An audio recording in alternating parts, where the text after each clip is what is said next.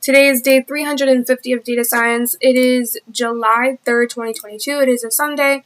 And today I'm going to try to create an SQL database on a food pantry. So let's say, here's a case scenario. So today's Saturday and I'm basically the administrator of a food pantry, and everybody who is going to get some food, they have to go through me and I have to collect their information. So like their name, and then I also have to collect the amount of each type of food that they got from the food pantry.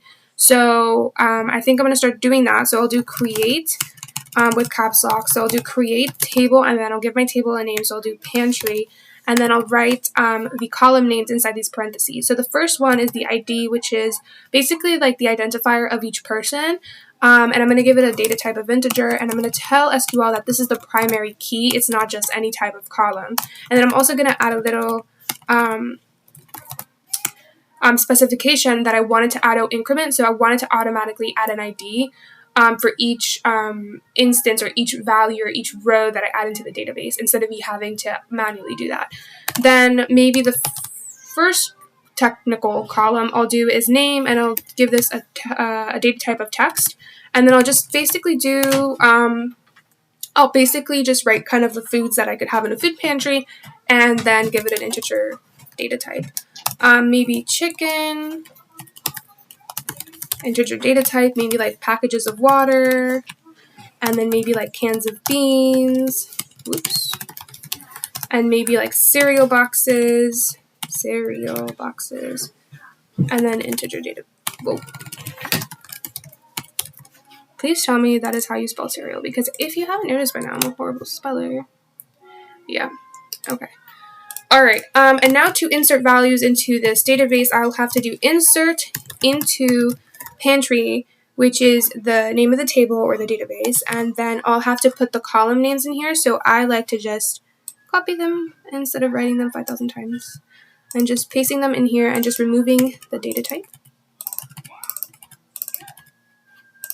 Alright, so I have those columns, and now I'll do values, oops, and then I'll just insert the values. So the first one, maybe I'll do like Sally for the name, and then maybe Sally got 2 apples, 3 pieces of chicken, maybe 5 packages of water, maybe 3 cans of beans, and maybe 2 cereal boxes. And now to basically see that, I'm going to do select everything from my table name, which is pantry, and then you'll see it pop out here on the right. So you can see Sally, the identifier, right, and then how many apples she got, chickens, 5 waters, and so on and so on.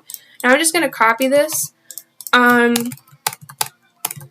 few more times and just change the names and stuff. So let's go with Jose, and then maybe Jose got, I don't know, maybe 5 apples and maybe 2 chickens, and maybe he got 10 packages of water, and maybe 5 cans of beans, and maybe he got 5 cereals. And then maybe Diego got, let's say, 1 apple and maybe 5 chickens, and maybe, like, let's say 10 packages of water, and maybe 6 cans of beans, and maybe, I don't know, 6 cereals. And maybe Sarah got, I don't know, 5 apples, 2 chickens, 7 packages of water, maybe 20 cans of beans, and maybe 50, no, that's too much, maybe 8 cereal boxes. And then, what's another name? Let me think. I don't know. Mare.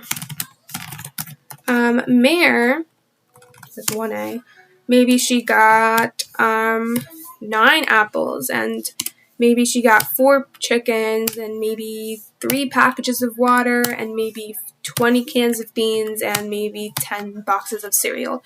And now you can see that updating over here. So now I have my database. Let's pretend that the day is over. This is how many people went into my food pantry, and this is their information, their names, and how much of each food they got from the food pantry. And now let's say I want to kind of do some, not analysis, but like just some querying, right? So I kind of want to know how many total, let's say, packages of water that I gave away from the food, or how many packages of water were given away from the food pantry. So to do that, I'll select everything from the pantry, but I'll add this little selector here. So I'll do where, not where, but I'll do, it's an aggregating function, so I'll select the max, not the max, but the sum of, let's say, of water from the table Pantry, and then it gives me the, basically all the packages of water that were taken basically from the food pantry, 35. And let's say I want to know, maybe like the sum of beans, or the sum of cereal boxes that I took away, that were taken from the food pantry on this day, maybe 31. And maybe I want to know how many chickens we gave away in the food pantry. Oops. So we can see 16 chickens were given away on this day.